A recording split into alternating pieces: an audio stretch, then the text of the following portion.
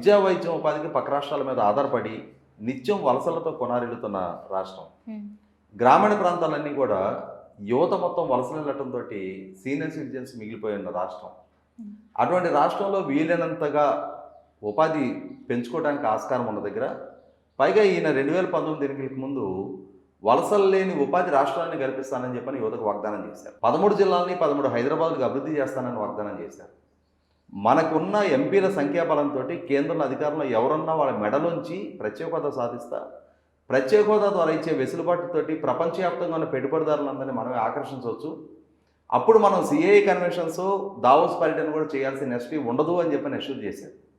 ఇతని మాటలు నమ్మి యువత ఆయన వెనక ర్యాలీ అయ్యారు, ఆయన ఓట్లు వేశారు, ఆయనకి ఆ స్థాయికి విజయం దక్కింది. కానీ విజయం దక్కించుకున్న తర్వాత అంతకు ముందు సిద్ధం చేస్తున్న భూమికని కొనసాగించకుండా ఒక రకమైన డిస్ట్రక్టివ్ పాలిటిక్స్ ఎంచుకున్నాడు జగన్మోహన్ రెడ్డి గారు. దాని పర్యవసానం అప్పటికి జరుగున్న పారిశ్రామిక ఒప్పందాలు రద్దు చేసుకొని శంకుస్థాపన జరిగిన కంపెనీలు కూడా రాష్ట్రాన్ని వదిలిపెట్టి వెళ్ళిపోయినాయి.